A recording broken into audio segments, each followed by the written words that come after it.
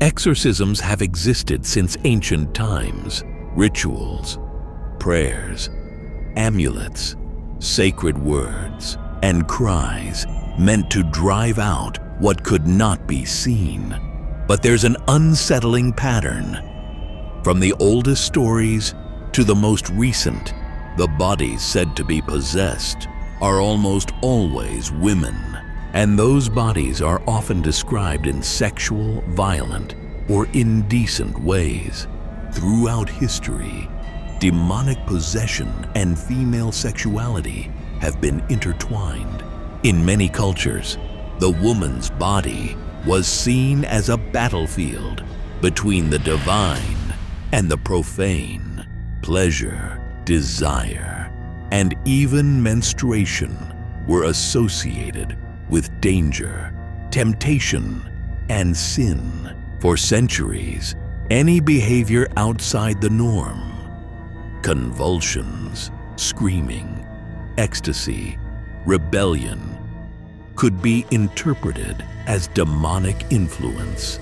The body that desired was the body the devil chose to inhabit. And so, exorcism became not only a spiritual purification ritual, but also a physical act of control. Inquisitors called it possession. Doctors called it hysteria. But the result was the same: the silencing of women's bodies in the name of purity. Part 2. Classic Cases. One of the most infamous cases is Anneliese Michel. In Germany, during the 1970s, a deeply religious young woman diagnosed with epilepsy and depression. When medicine failed, her family turned to the church. Over 10 months, Anneliese endured 67 exorcism sessions. The recordings are disturbing. She screams, speaks in strange tongues, refuses food, and reacts violently to sacred objects. Witnesses described moments when she twisted her body, tore her clothes, and spoke in a voice that sounded lustful, as if she were being both tempted and humiliated. Her body, once seen as pure, had become the stage for a battle that felt more carnal than holy. She died in 1976, emaciated and exhausted. The priests were charged with negligent homicide. Her story inspired books, films, and endless debate. What is possession and what is repression? Before that, in 1928, the United States had its own chilling story: the exorcism of Emma Schmidt, also known as Anna Eklund. For weeks, priests and nuns witnessed extreme scenes. Reports described the young woman levitating, swearing, and uttering obscene phrases in multiple languages. But there was more. The notes written by the priests obsessively linked her possession to her sexuality. They claimed demonic forces made her behave indecently and accused her of having been cursed by a relative she was said to have sinned with.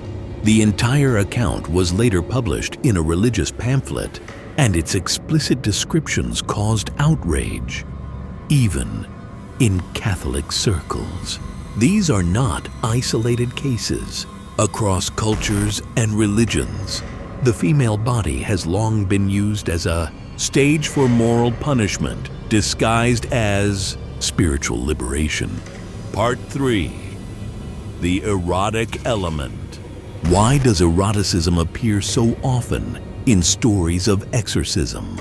The answer lies not only in faith, but in how societies viewed the body and desire. First, symbolism. In cultures that idealized female purity, desire was seen as dangerous. If a woman expressed pleasure, autonomy, or rebellion, It was interpreted as demonic influence. The demon represented desire, and exorcism was the attempt to erase it. Second, trauma. In many communities, victims of sexual abuse had no words to describe their pain. They said they were possessed. The voices, tremors, and convulsions were manifestations of trauma turned into spiritual language. But by labeling them possessed, society shifted the blame. The demon became guilty, and the human abuser disappeared. Third, the ritual itself. Some exorcisms involved physical contact, restraints, or the removal of clothing. Acts justified as purifying could become invasive, humiliating, even abusive. Eyewitnesses often described a disturbing tension. The thin line between faith and violation blurred beyond recognition. Eroticism, in these cases, was not chosen. It was the result of a system that treated the female body as a battlefield rather than a home for humanity. Part 4. Ritualized seduction. In many parts of the world, exorcism has another face. Ritualized seduction. Anthropologists studying ceremonies in Sri Lanka, Africa, and the Caribbean observed a fascinating pattern. The spirits that possess people often present themselves as lovers, jealous husbands, or seductive entities. The rituals include music, dance, and sensual gestures, all within a spiritual framework. Possession becomes a theater for repressed emotion and forbidden desire. During trance, women can express rage, passion, and strength denied to them in everyday life. The spirit becomes a mask, a safe way to release what society forbids.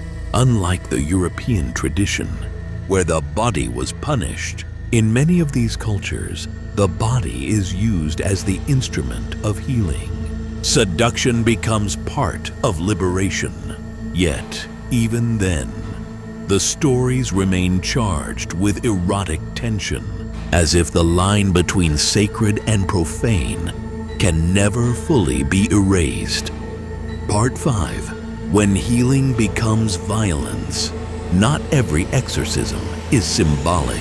Some are brutal acts of control. There are documented cases in which religious leaders abused followers during so-called rituals of deliverance. Non-consensual touching, physical assault, humiliation, even rape. All justified as necessary for purification. Victims were told their suffering was proof the devil was leaving them. In recent years, the rise of corrective exorcisms has drawn public outrage. These rituals claim to cure LGBTQIA+ people of their identities. Human rights organizations have condemned them as modern forms of psychological and sexual torture. The line between salvation and abuse is dangerously thin when faith becomes a tool for domination. The demon isn't outside. It's within the structure that sanctifies violence. Part 6. Conclusion. The history of exorcism is also the history of humanity's fear of the body, fear of pleasure, fear of autonomy, fear of desire itself. For centuries, societies projected their taboos onto the invisible. They called demonic whatever they couldn't control. But behind the prayers and the screams, the truth was painfully human. Repression, guilt, desire, and power. Eroticism and exorcism have always walked together because both deal with the same thing, the body. One tries to liberate it, the other tries to dominate it. When we strip away the veil of faith, we see what was truly being exorcised all along, not a spirit, but freedom itself.